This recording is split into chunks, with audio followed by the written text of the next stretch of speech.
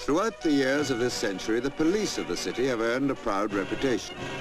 The immaculate precision of this parade held at the Review Field in Sefton Park pays tribute to a force that grew in responsibility and efficiency with the rapid growth of the city's boundaries.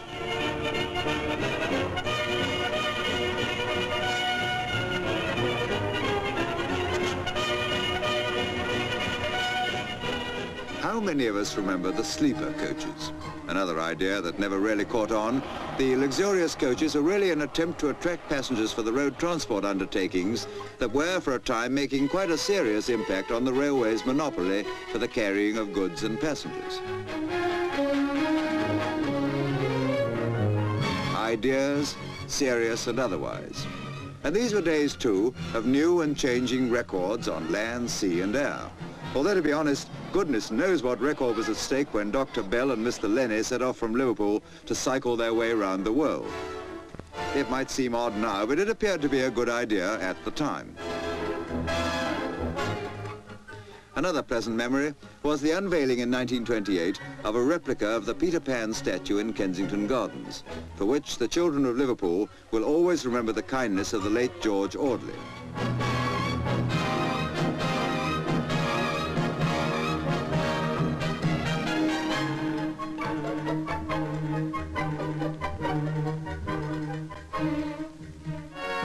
Meanwhile, the docks were being constantly improved in the drive to preserve Britain's place in world markets. And as ever, Lord Derby, popularly known as the King of Lancashire, was a prominent figure in these activities. These were the years of fierce competition when barriers were being erected against the old slogan of free trade.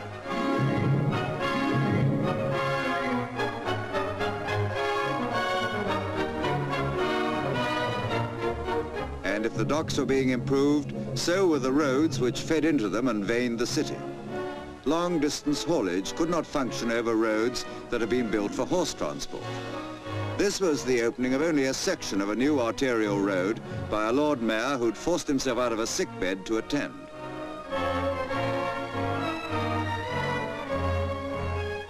Liverpool Cathedral, high on St. James's Mount, the scene here of a special service in 1929 at which were represented Boy Scouts from all over the world and attended by Lord Baden-Powell, had been rising slowly but surely throughout the whole of this century.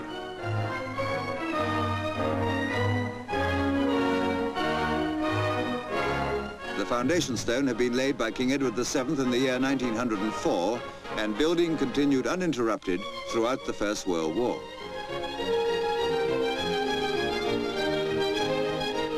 The architect was a young man in his early 20s when his plans were chosen from a public competition. And as Sir Giles Gilbert Scott, he has witnessed his dream as it gradually approached fruition. Built of sandstone, quarried at Woolton within the city boundary, the cathedral today stands testimony to men's faith and a tribute to British craftsmanship.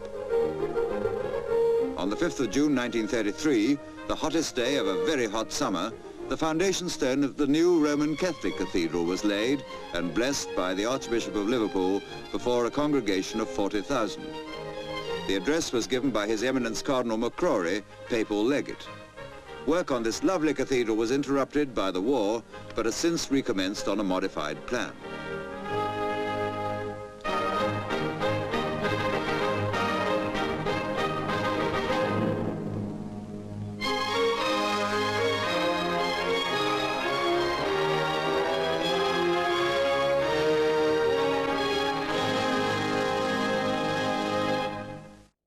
From places of spiritual guidance to a school for youngsters destined for a life at sea, the training ship Conway.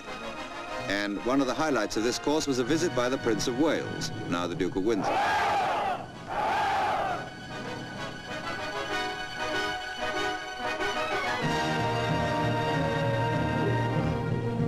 Liverpool, always conscious of the value of the export market and selling Britain to the world, takes a leaf from its own book in 1931 and sends its Lord Mayor on a goodwill visit to New York. He was entertained there by the Mayor of New York, Jimmy Walker.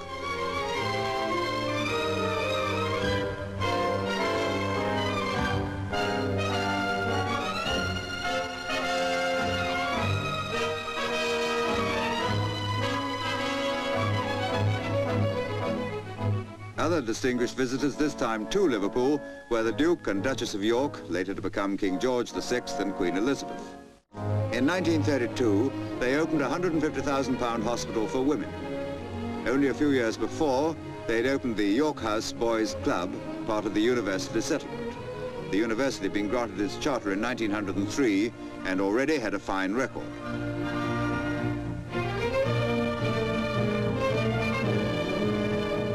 Meanwhile, the city was keeping abreast of the trend towards flying and air travel, and Speke Airport was opened by Lord Londonderry, Secretary of State for Air.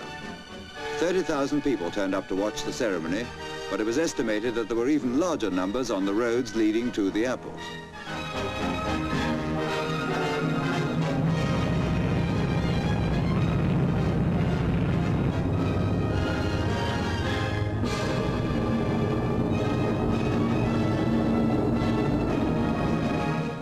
The Midland and Scottish Air Ferry Service connecting Liverpool with Glasgow, Belfast and London was opened by the Right Honourable J. Ramsay MacDonald.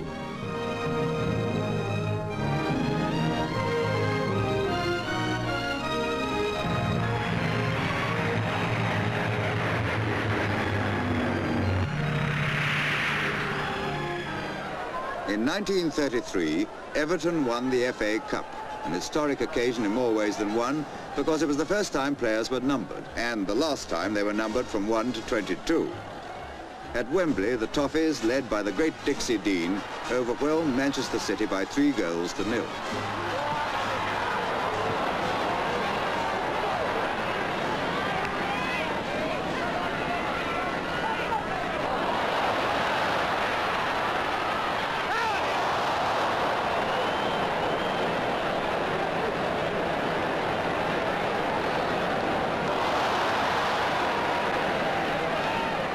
Strangely enough, when Everton returned to Liverpool, they were driven to Goodison Park in the same four-in-hand and by the same coach driver who'd performed the task for the victorious team of 1906.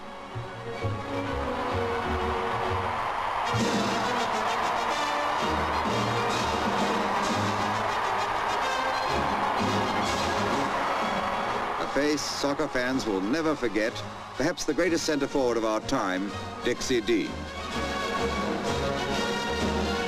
In the same year, Gordon Richards at Aintree broke Fred Archer's record of 246 winners, established in 1885. Sir Gordon, as he now is, went on to ride 259 winners, and at one time during the previous month, this great jockey rode 12 successive winners.